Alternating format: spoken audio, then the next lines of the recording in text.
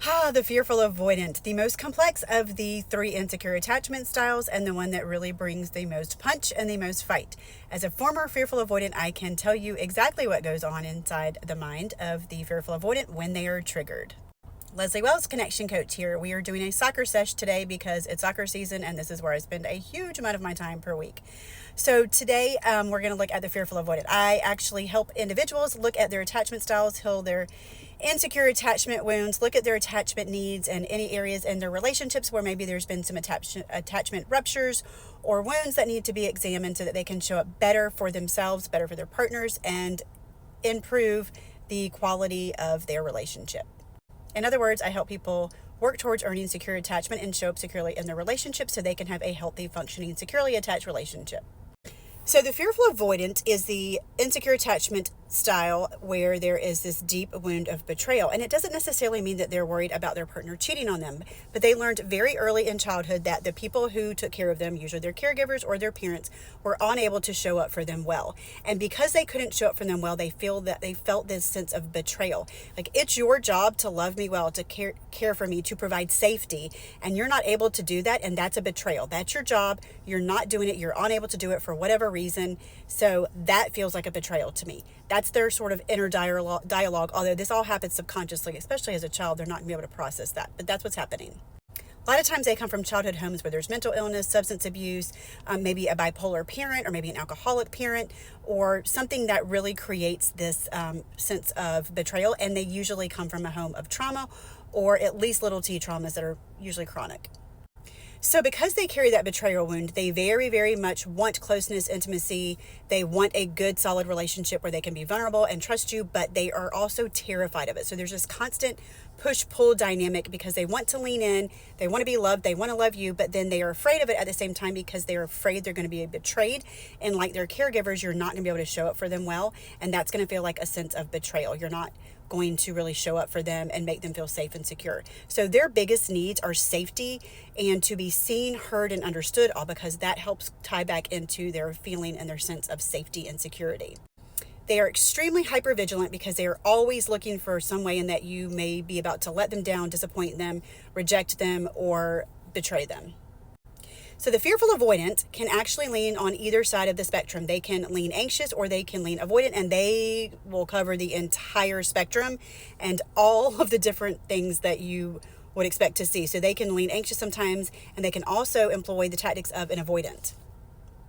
And remember, they do all of these things subconsciously. They're not intentionally doing these things.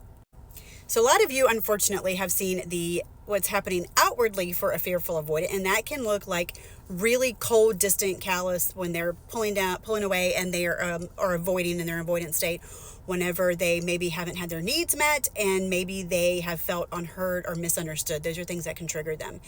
Another thing that you may see is their full-on fight response, where they come and they're big and they're angry, and they're just attacking you, and you feel like a wild animal is just after you. And this can come anytime they feel betrayed, or they feel completely misunderstood or unseen, unheard, or neglected for a while, or if they feel like their needs have been neglected for a while and you just don't care. So when they are in their avoidant side, when they are actually like in their flee response, they typically will feel this overwhelming sense of impending doom. Remember that they are always sort of waiting for the other shoe to drop. They're always waiting for a disappointment and a betrayal. And so even something that feels like a micro betrayal really gives them that sense of doom. They carry that around a lot. They are very big feelers. They stay very deep in their pain, and they tend to ruminate. I'm talking like hours of taking one little thing and processing it over and over again. Talk about intrusive thoughts that someone cannot stop. This excessive rumination can be about something that you have done to them, and they will literally start trying to tear you apart in their mind, because this is one of the ways that they subconsciously stay safe. If you've hurt them and you have shown them this person is not safe, then they're going to start building a case against you and reminding like all the stories of the past, all the things that you've ever done wrong. They're going to build a case against you in order to protect themselves and say, hey, look, this person isn't safe. We can't let this person back in or trust this person. It's all a subconscious defense mechanism to keep them safe.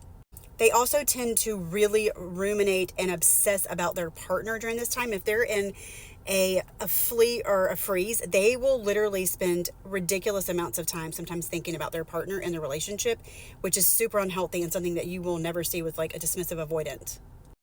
They can also kind of get into this functional freeze state whenever they're on their leaning avoidant or they've been hurt in some way, where they're just scrolling through TikTok or binge watching Netflix, or they're just sort of like doing something, but they're not really there. Their mind is kind of a blank slate and they're almost frozen. And sometimes they can physically feel ill in these times where they just feel that sense of just internal anxiety, but not be able to like physically move. It's almost like their body's frozen and it feels heavy, and there's like this lethargic feeling and they don't really want to do anything. There's no motivation, which is part of a freeze, but they just are stuck. Really, they just feel stuck.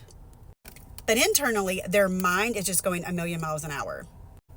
And they can also feel internally sped up at this time too. So maybe their body feels heavy and maybe they have a heavy sense in their stomach, but they could also still feel like anxiety building up within them. It's extremely painful and there's a lot going on. So when they're in their fight response, when they are angry and they're coming off in their fight response, like they literally feel like they're going to die in that moment. They are feeling so betrayed and so angry that like their whole body feels it.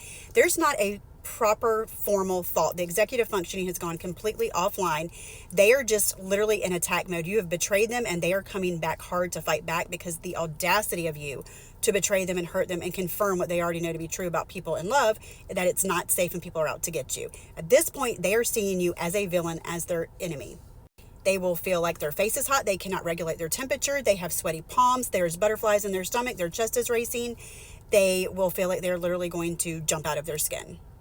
Their internal alarm bells and their threat detection center is going completely wild. It is so loud they cannot shut it down or clear the white noise. This is when they typically will intentionally and subconsciously like lash out. Like there may be a part of them that really wants to hurt you and they know that, so they will find that weak spot and say that thing to really hurt you. But subconsciously, the reason they're doing this is because they're so deeply hurt. They want to make you feel their pain so that you understand them. The thought process that is subconscious is, if they understand my pain, they will no longer do something to put me in this much pain, because they will get it, they will feel it, they will understand it, they will see me, and so they won't do this again. At this point, their fight response, they're really in this place of just desperation. They really want to connect and get back to being okay. But they, at the same time, like they're terrified to connect with you and they're furious at you because you have hurt them. They have huge feelings of betrayal, of the audacity of that person to hurt me, and just really immense pain. There's a lot of anger because on one hand, they may really want you to lean in and like hug them or touch them or de-escalate them or calm them down. They cannot control their own central nervous system a lot of times at this point. So they really want you to be able to co-regulate with them. But at the same time, they're so angry and they're so like violent appearing that their partner's not going to do that. They're not creating a space for that to happen. But ultimately, deep down, a lot of times that's really what they want to happen. So that creates a lot of confusion for them, because on the one hand, they want to ask for that connection to be reestablished. But on the other hand, like they're doing everything they can outwardly to destroy that connection. I want to say that there's absolutely no excuse for this behavior. It is not justified. I'm just explaining where it comes from, and they have to do their work, and you have to create boundaries around this type of behavior. They will typically have deep remorse whenever they behave this way and feel really guilty and be really ashamed and really beat themselves up about it.